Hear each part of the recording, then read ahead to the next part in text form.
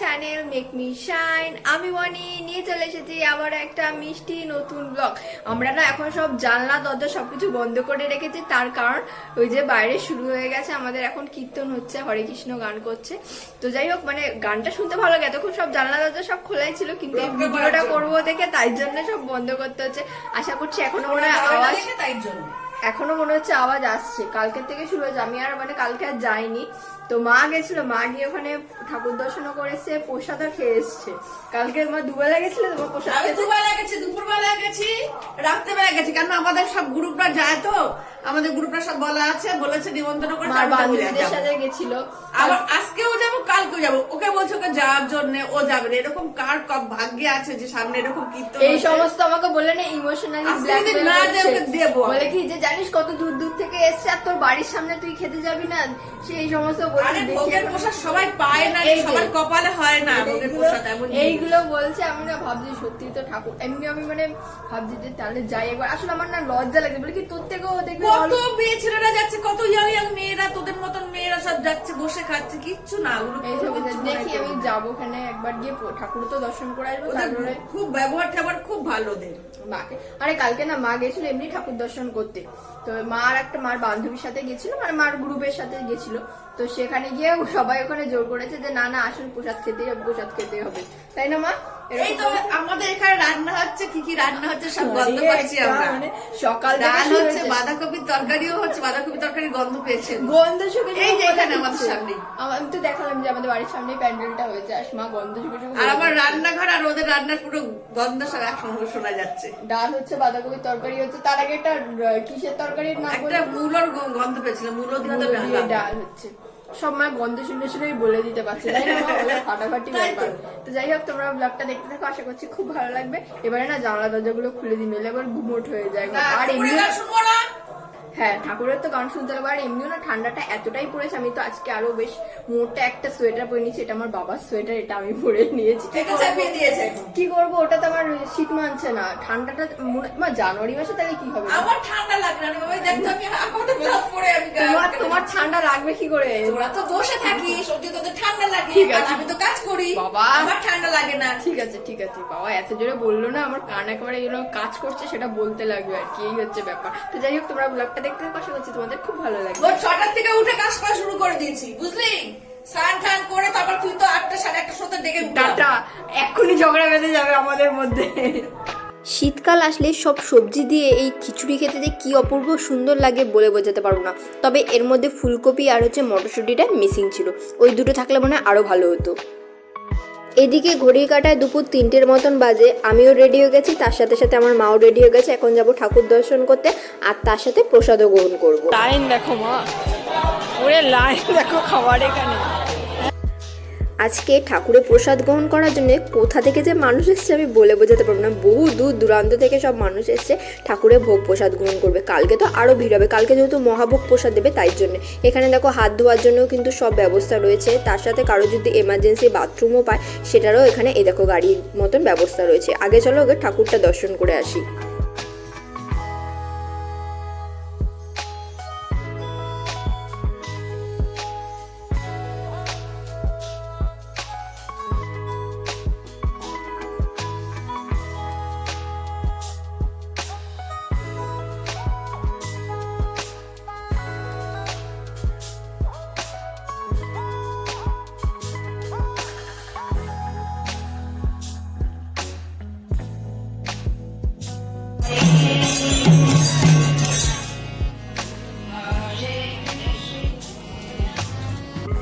আজকে কিন্তু অষ্টপ্রহর নাম কীর্তন হচ্ছে, মানে সারা রাতই আজকে ঠাকুরের নাম গান হবে।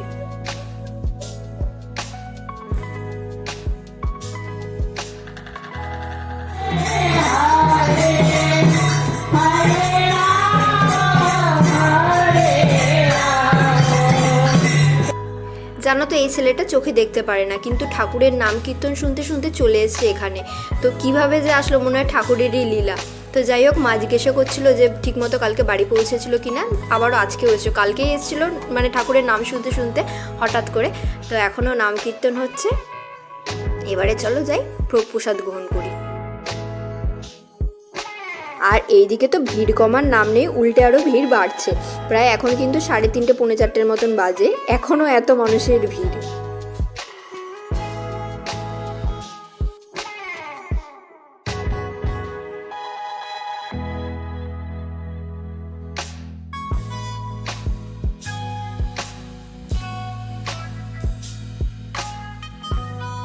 এত ঠেলাঠেলি চাপাচাপের মধ্যে অবশেষে তো প্রসাদ গ্রহণ করার জন্য বসতে তো পেরেছি।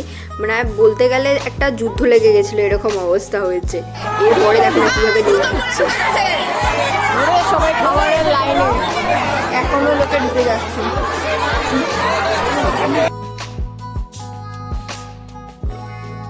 ওখানটা হচ্ছে রান্নাঘর, ভেতরে যেতে পারছি না, বসে পড়েছি, তাহলে জায়গা পাবো না। ভেতরে যেতে পারে দেখাতে পারছি না, উঠে গেলেই জায়গা চলে যাবে। এখনো অনেক লোক দাঁড়িয়ে আছে, ওই যে যুদ্ধ হচ্ছে ওইদিকে। এই যে প্লেটও দিচ্ছে, পাপা নাও।